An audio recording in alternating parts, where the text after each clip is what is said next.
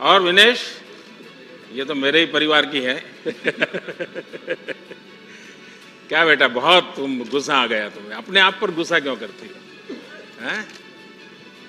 Sir इतनी देखिए, मेहनत तुमने करते हैं। बहुत अच्छा खेला है और तुम्हारे परिवार ने, पूरे परिवार ने बहुत कुछ अच्छा दिया है। विनेश निराश नहीं हो सकती जी, ये बात नहीं चलेगी। मैंने सुना तुम आने के बाद भी किसी को मिलती नहीं थी, ये क्या तरीका है? सर इतनी मेहनत के बाद जब मेडल नहीं आता तो दुख होता है काफी। नहीं, ऐसा नहीं होता है। तो अरे, खिलाड़ी की जिंदगी में हारना है तो बाएं हाथ का खेल होता है। सर वो हारने से कभी चिंता नहीं करता है। हार एक्सेप्ट करने में थोड़ा सा टाइम लगता है सर मेरे को। नहीं नहीं, देखिए, मन से निकालना चाहिए। और मैंने जो ऐसे अभी मैंने नीरज से एक बात कही, मेरा मत है कि जीत को कभी सर पे चढ़ने मत दो और हार को मन में बसने मत दो।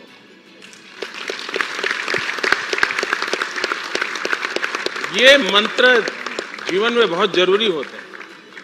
जो जीत में, उसके दिमाग में अगर जीत भर गई तो भी निकम्मा हो जाता है, और हार उसके मन में बस गई तो भी यही हाल हो जाता है। तो विनेश, मैं पूरे परिवार को तुझे जानता हूं, तुम्हें दिन रात नहीं देख सकता हूं। वरना एकता करो, हफ्ते 10 दिन के बाद मम्मी बहनें सब मेरे यहाँ बैठूंगा, बैठ देगा आधे घंटे को लोगों के साथ। Thank you sir. ये नहीं चलेगा। आपने जो ये बात बोल दिया सर, मेरे ख्याल से सभी एथलीट उससे मोटिवेट होंगे जिनका मेडल नहीं आया है। तो ये बहुत बड़ी बात है हमारे लिए। और बजरंगी, आशीर्वाद आप लोगों का। तुम्हारे ये पैर में इतनी चोट आई और तुम खेलते रहे, बाद में तुम्हारी पट्टी खोलने का निर्णय तुमने कैसे कर दिया आगे कि निकाल दो, मुझे जो होगा सो होगा? ऐसा मन कैसे बन गया? देखिए, पूरी लाइफ एक खिलाड़ी का सपना होता है ओलंपिक में देश के लिए अपने मेडल जीते और गोल्ड जीते। तो यही था, लास्ट बाउट थी, तो डॉक्टरों ने बोला कि भाई टेप तो आपको करनी पड़ेगी। तो मैंने यही बोला कि भाई अभी टूट भी जाएगा तो क्या फ़ायदा, पहले मेडल ज़रूरी है, क्योंकि मैं यहाँ मेडल के लिए आया था और देशवासियों ने गोल्ड की उम्मीद की थी। तो वो गोल्ड तो नहीं जीत पाया, उसकी भरपाई मैं 24 में पूरा करने की कोशिश करूँगा और मेहनत करूँगा। वो तो मुझे पूरा भरोसा है, तुम चुप बैठने वाले नहीं हो। उसके लगे हुए आप पहलवान लोग हैं, कभी रुकते नहीं है जी। बजरंग पूनिया और विनेश फोगाट के साथ मोदी जी का संवाद सुनिए और फिर तय कीजिए कि ये मोदी जी जो खिलाड़ियों की हौसला अफजाई करते वक्त इतनी अच्छी अच्छी बातें कर रहे थे, अब पूरे मामले में चुप क्यों है। उन्हें कोई फर्क नहीं पड़ रहा है कि जिन मेडल जीतने के बाद, जिन खिलाड़ियों की जीत के बाद खुद मोदी ने अपने घर पर बुलाकर उनकी हौसला अफजाई की थी, वही पहलवान धरने पर क्यों बैठे। अब सुप्रीम कोर्ट में शुक्रवार को इस मामले की सुनवाई होगी। सुप्रीम कोर्ट ने कहा है मामला सीरियस है, तो सुप्रीम कोर्ट ने तो कह दिया कि मामला सीरियस है, बस सरकार को इसमें कुछ भी सीरियस नहीं दिख रहा है। तभी महीनों से इस मामले पर लीपापोती हो रही है। अब दिल्ली पुलिस को सुप्रीम कोर्ट में बताना होगा कि महिला पहलवानों की तरफ से, ओलंपियन की तरफ से धरना देकर, प्रदर्शन करके, शिकायतों के बाद भी दिल्ली पुलिस ने बीजेपी सांसद और कुश्ती संघ के अध्यक्ष ब्रजभूषण सिंह के खिलाफ एफआईआर दर्ज क्यों नहीं की। मीडिया रिपोर्ट से पता चल रहा है कि दिल्ली पुलिस के हवाले से किसी अधिकारी ने कहा कि ब्रजभूषण सिंह के खिलाफ 7 शिकायतें मिली हैं, सबूत मिलने के बाद ही एफआईआर दर्ज की जाएगी। पुलिस का कहना है कि हमने खेल मंत्रालय से जांच कमेटी की रिपोर्ट मांगी है। ताज्जुब की बात यह है कि पुलिस उस जांच कमेटी की रिपोर्ट के इंतजार में बैठी है, जिस जांच कमेटी को लेकर पहलवान पहले ही कह चुके हैं कि जांच सही ढंग से हुई नहीं। जांच कमेटी में ऐसे लोग थे जिस पर उन्हें भरोसा नहीं। जांच कमेटी की रिपोर्ट को खारिज कर चुके हैं। उसकी रिपोर्ट और उस जांच कमेटी के रवैये पर लगातार पहलवान सवाल उठा रहे हैं। अब पहलवानों को, ओलंपियन को, देश का नाम ऊंचा करने वाले खिलाड़ियों को सुप्रीम कोर्ट पर ही भरोसा है। और आप सबको बता दें कि सुप्रीम कोर्ट ने हमारा केस जो लिया है, हम बहुत बहुत शुक्रगुजार हैं।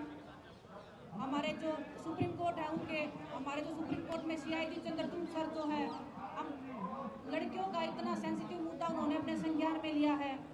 दिल्ली दिया है कि आप एफआईआर कीजिए और क्यों नहीं एफआईआर की है उसके ऊपर हमें जवाब दीजिए।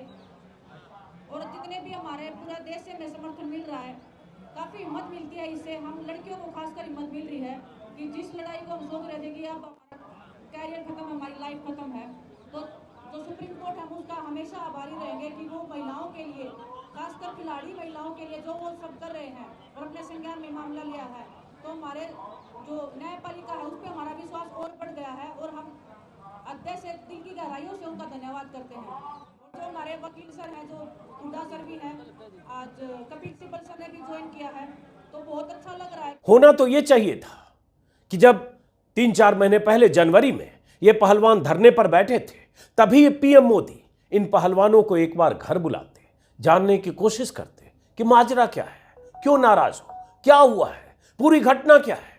विनेश फोगाट जैसी महिला पहलवान को मोदी घर बुलाकर दर्जनों कैमरे के सामने शाबाशी दे चुके हैं, और वही विनेश फोगाट और वही बजरंग पूनिया अगर उनकी पार्टी के सांसद और कुश्ती संघ के अध्यक्ष पर यौन शोषण का आरोप लगाकर धरने पर बैठे, तो मोदी को इतनी फुर्सत नहीं है कि बुलाएं और पूछें कि हुआ क्या है। मोदी ऐसा न कर सकते हैं, न किया।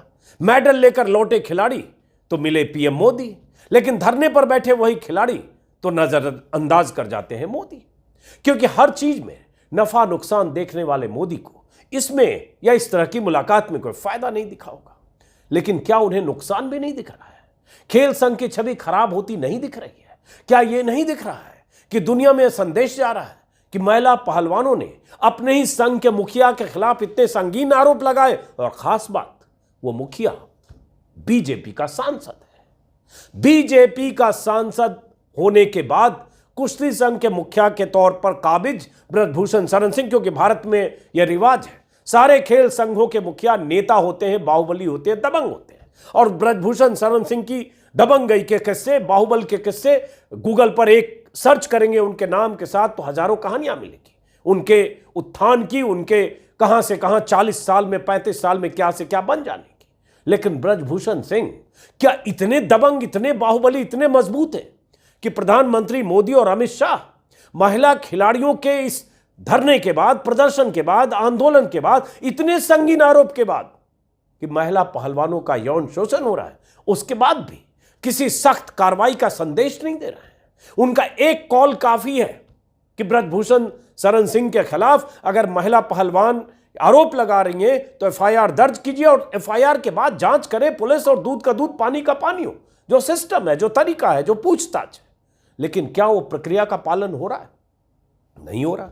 जो कमेटी बनी, उस कमेटी को लेकर महिला खिलाड़ी या जो आंदोलनकारी बहुत कुछ कह चुके हैं। जैसे मैं देख रहा था, कल मैं चूंकि दिल्ली में था नहीं, प्रेस कॉन्फ्रेंस में बहुत कुछ कल बात कही गई है, जिसमें आरोप लगाया है कि जो कमेटी में जो पूछताछ की गई या कमेटी के जो सदस्य थे वो निष्पक्ष नहीं थे, उनका तौर तरीका ब्रजभूषण शरण सिंह के पक्ष में था। और मैं आज ही देख रहा हूँ एक जगह बबीता फोगाट का कहीं इंटरव्यू या उनका बयान छपा है पंजाब केसरी में। हालांकि बबीता फोगाट पिछली बार गई थी उस आंदोलन स्थल पर जनवरी में, और तब यह कहा गया कि बीजेपी ने उन्हें भेजा, चूंकि बीजेपी की नेता हैं, लीडर है बीजेपी की।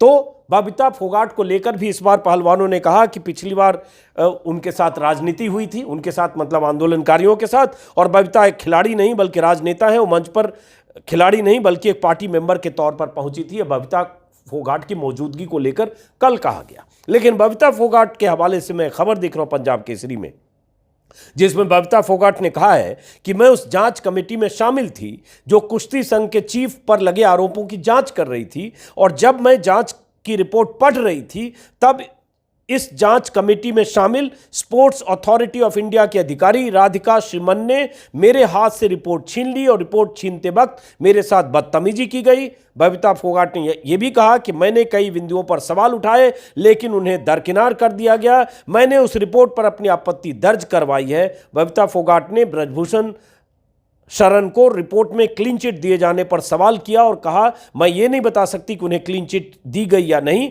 लेकिन खिलाड़ी अपने हक की लड़ाई लड़ रहे हैं। तो ये तो बबीता फोगाट का भी अब बयान आ गया, जो बबीता फोगाट बीजेपी की लीडर है। लेकिन सवाल मैं वो कर रहा हूं जो महिला खिलाड़ी या बजरंग पूनिया जैसे जो देश का नाम रोशन कर चुके ओलंपियन हैं, जो धरने पर बैठे हैं, प्रदर्शन कर रहे हैं, अब उन्हें उम्मीद सुप्रीम कोर्ट से है, क्योंकि सुप्रीम कोर्ट ने यह कह देना सुप्रीम कोर्ट की तरफ से कि मामला सीरियस है, जो किसी को भी समझ में आएगा कि मामला सीरियस है। वरना सड़क के किनारे पूरी रात 2 रात गुजारी है खिलाड़ियों ने, खुले आसमान के नीचे, पेड़ के नीचे यूं लेटकर। तीसरा दिन है आज आंदोलन का, और जनवरी से अप्रैल शायद 3 महीना अगर हुआ, 3 महीने बाद ये खिलाड़ी फिर अगर बैठे हैं तो इसलिए बैठे क्योंकि इन्हें लगा कि इन्हें इंसाफ चाहिए, या उन खिलाड़ियों को इंसाफ चाहिए जिनका यौन शोषण हुआ, जिनके साथ ज्यादतियां हुई। तो सवाल क्या है?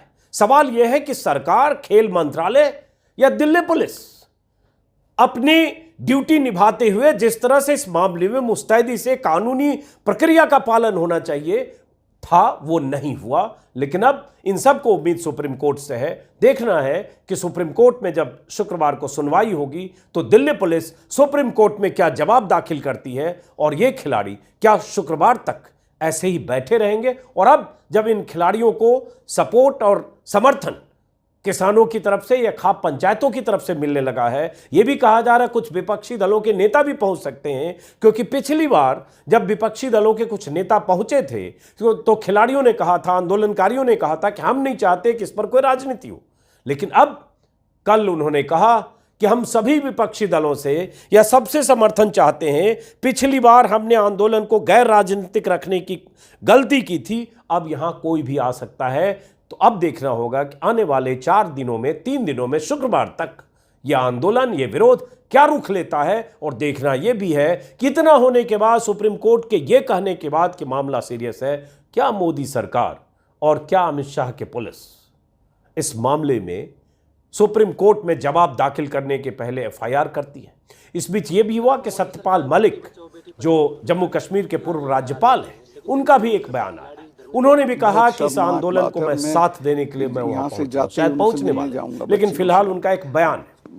कितनी मेहनत करके, कितनी बुरी स्थितियों में वो देश के लिए सतपाल मलिक या भूपेंद्र सिंह हुड्डा, जिनके बारे में कहा जा रहा है हरियाणा के पूर्व मुख्यमंत्री, वो पहुंचने वाले, बहुत सारे लोग वहां पहुंच सकते हैं और समर्थन देने का ऐलान कर सकते हैं। लेकिन नजर होगी सरकार पर, सरकार के रुख पर और दिल्ली पुलिस पर। फिर मैं कह रहा हूं, क्या सुप्रीम कोर्ट में शुक्रवार को जवाब देने से पहले दिल्ली पुलिस एफआईआर करेगी, या शुक्रवार को जो सुप्रीम कोर्ट में जवाब देगी उसके बाद सुप्रीम कोर्ट का रुख तय करेगा कि इस आंदोलन की परिणति क्या होगी। और ब्रजभूषण शरण सिंह के खिलाफ जो आरोप लगाते हुए जो मांग कर रहे हैं खिलाड़ी, उसकी परिणति क्या होगी। फिलहाल इस वीडियो को खत्म करते हैं। अगर आपने मेरे यूट्यूब चैनल को सब्सक्राइब नहीं किया तो सब्सक्राइब करें, और सब्सक्राइब किया तो ज्वाइन करें, मुमकिन हो तो। फिलहाल नमस्कार।